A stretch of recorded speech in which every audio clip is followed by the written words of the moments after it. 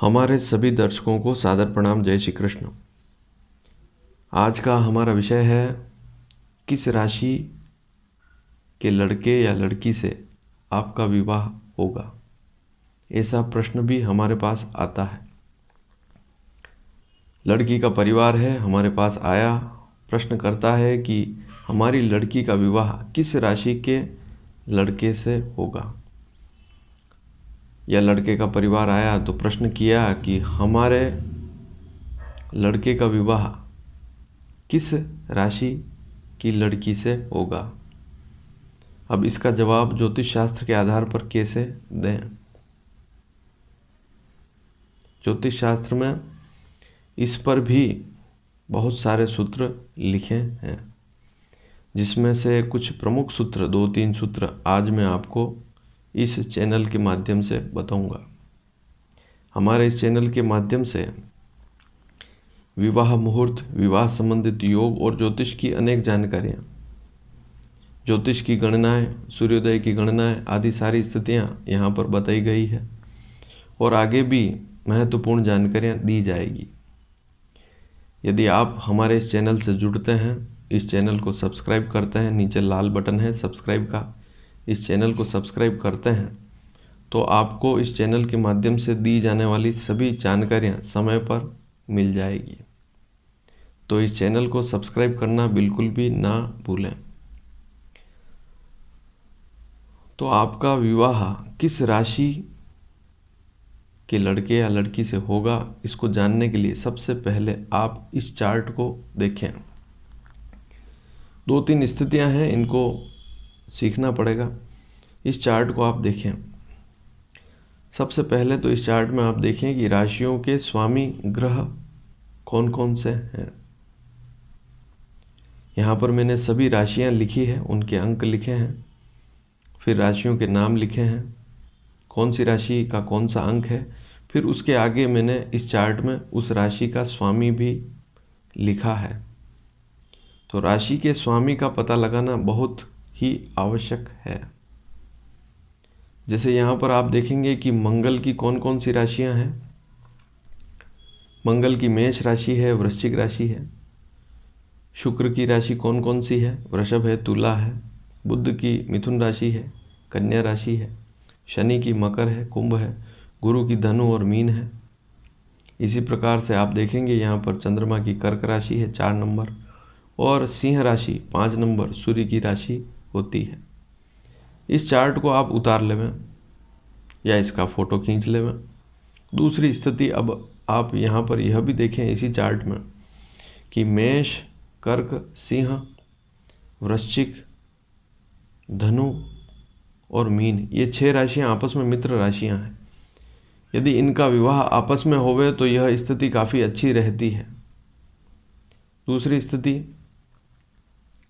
वृषभ, मिथुन, ध्यान से सुने, वृषभ, मिथुन, कन्या, तुला, मकर और कुंभ, ये 6 राशियाँ आपस में मित्र हैं। यदि इनका विवाह आपस में हो तो काफ़ी अच्छी स्थिति रहती है। लेकिन फिर भी बहुत सी बार ऐसी स्थितियाँ भी बनती है कि आपका विवाह शत्रु राशियों से भी हो जाता है। इसका कारण आज इस वीडियो से आप समझ पाएंगे कि आपका विवाह किस राशि वाले लड़के या लड़की से होगा। अब आप दूसरे चार्ट को देखें। अब यहाँ पर दूसरा चार्ट है, इसे देखें।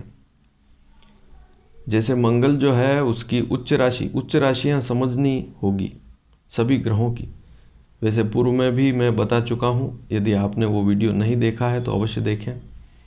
उच्च नीच राशियाँ मैं बता चुका हूँ, लेकिन इस चार्ट से आप और समझ लें। यहाँ पर मंगल की उच्च राशि है मकर 10 नंबर और नीच राशि है कर्क। सूर्य की उच्च राशि है मेष और नीच राशि है तुला, उसका अंक भी लिखा है। तो यहाँ अंक से समझाया गया है 1 और 7 सूर्य के सामने लिखा है। इसका सीधा अर्थ है 1 का मतलब उच्च राशि, सूर्य की मेष राशि जो है, सूर्य अगर मेष राशि पर बैठे तो उच्च का होता है और तुला पर बैठे तो नीच स्थिति होती है, खराब स्थिति, नीच स्थिति। लेकिन हमें केवल राशियों का पता करना है। इसी प्रकार से मैंने चंद्रमा की वृषभ उच्च राशि, वृश्चिक नीच राशि यहाँ इस चार्ट में लिखी है।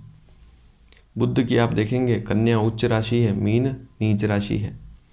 गुरु की आप देखेंगे मकर नीच राशि है, कर्क उच्च राशि है 4 नंबर। शनि की तुला उच्च राशि है, मेष नीच राशि है। इस चार्ट से आप समझ सकते हैं। तो ये सारी स्थितियां आपने समझ ली। शुक्र की जैसे कन्या राशि है नीच की, और उच्च राशि मीन होती है। तो इस चार्ट को आप समझ लें, इसके बाद ही हम आगे उस विषय को सीख पाएंगे।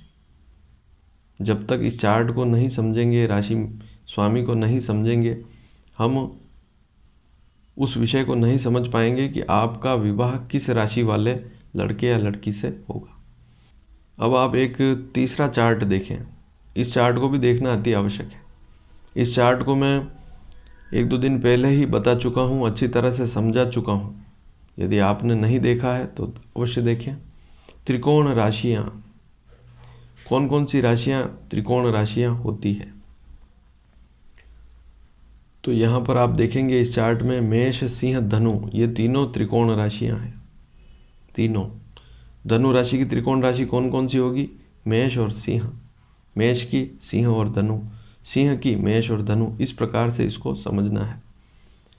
वृषभ, कन्या, मकर, ये तीनों आपस में त्रिकोण राशियां हैं। इसी प्रकार से आप देखेंगे नीचे मिथुन, तुला, कुंभ, ये तीनों त्रिकोण राशियां हैं। और चौथी स्थिति कर्क, वृश्चिक, मीन, ये तीनों राशियां आपस में त्रिकोण राशियां हैं। तो इस चार्ट को भी समझना जरूरी है। 3 चार्ट आप समझ लें, उसके बाद फिर राशि पर चलेंगे कि कौन सी राशि होगी जिससे आपका विवाह हो सकता है, या आपका विवाह जिस किसी के साथ होगा उसकी राशि क्या होगी। बहुत ही क्लिष्ट प्रश्न है, मुश्किल प्रश्न है, और जवाब देना भी सोच समझकर जवाब देना पड़ता है। इन सूत्रों को याद रखना पड़ता है। अब आप चौथी स्थिति में कुंडली देखें, लग्न कुंडली। लग्न कुंडली पर नज़र डालें आपकी स्वयं की, क्योंकि लड़की तो अभी आई ही नहीं। जिस लड़की से आपका विवाह होने वाला है उसकी कुंडली तो आपके पास है नहीं, या आपका विवाह जिस किसी लड़के के साथ होने वाला अभी तो उसका पता ही नहीं, लेकिन उसकी राशि का पता कहाँ से होगा? आपकी कुंडली से ही। तो आप अपनी लग्न कुंडली खोलें और सप्तम भाव को देखें, वहाँ पर क्या अंक लिखा हुआ है। आपकी कुंडली में सप्तम भाव में जो अंक लिखा हुआ है, जो राशि लिखी हुई है, वही राशि सबसे पहली स्थिति, वही राशि जिससे आपका विवाह होने वाला उनकी हो सकती है, पहली स्थिति। दूसरी स्थिति, सप्तम भाव में जो राशि लिखी हुई है उसका स्वामी कौन है? सप्तम भाव में जो राशि लिखी हुई है उसका स्वामी ग्रह कौन है? उसकी उच्च राशि और नीच राशि भी हो सकती है जिससे आपका विवाह हो। मान लीजिए आपके सप्तम भाव में 7 का अंक लिखा हुआ है, आपकी कुंडली में सप्तम भाव में 7 का अंक लिखा हुआ है, तो आपका विवाह, क्योंकि शुक्र की राशि है, सप्तम भाव में मेष लग्न है, सप्तम भाव में 7 का अंक है, तो सप्तम भाव में तुला राशि है, तुला राशि का स्वामी शुक्र होता है, और शुक्र की उच्च राशि होती है मीन, और नीच राशि होती है कन्या। इसी वीडियो में मैं बता चुका हूँ सबसे पहले, तो रिवाइंड करके उसको देख सकते हैं आप। तो जिससे आपका विवाह होगा उसकी कन्या या मीन राशि हो सकती है, दूसरी स्थिति। तीसरी स्थिति, आपकी कुंडली में सप्तम का स्वामी किस राशि पर बैठा हुआ है। आपकी कुंडली में सप्तम का स्वामी किस राशि पर बैठा हुआ है, वह राशि भी हो सकती है, और उससे त्रिकोण राशियां भी हो सकती है। त्रिकोण राशि में से कोई एक राशि होगी जिससे आपका विवाह होगा। तो ये प्रमुख स्थितियां आपने समझी। एक स्थिति और है कि नवमांश कुंडली को भी इस प्रकार से आप देख सकते हैं, और इस प्रकार की लग्न वाली स्थिति भी हो, इस प्रकार की लग्न वाली स्थिति कि आपका विवाह ऐसे लग्न वाले व्यक्ति से हो, तब भी यह शुभ स्थिति रहती है। अब एक स्थिति और है कि आपकी कुंडली में सप्तम का स्वामी जिस राशि पर बैठा हुआ है, जिस ग्रह की राशि पर बैठा हुआ है, उससे त्रिकोण राशियां तो मैंने बता दी, लेकिन जिस राशि पर बैठा हुआ है सप्तम का स्वामी, उस राशि के स्वामी का पता करें। उसकी उच्च और नीच राशि वाले व्यक्ति से भी आपका विवाह हो सकता है।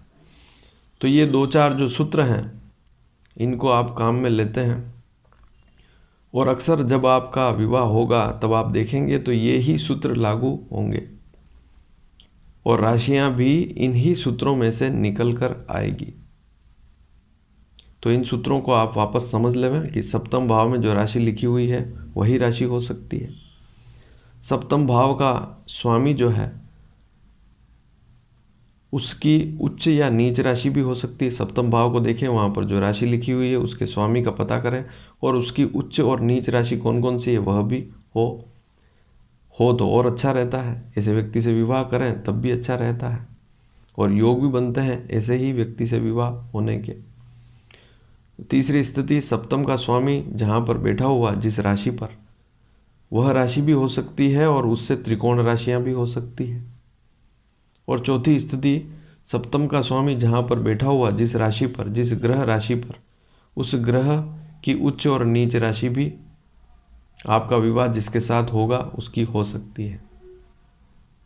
तो इस विषय को आप अच्छी तरह से समझें और कोई बात समझ में ना आए तो पूछ लें और इस वीडियो को अधिक से अधिक शेयर करें और यदि यह चैनल आपको पसंद आया हो तो सब्सक्राइब अवश्य करें।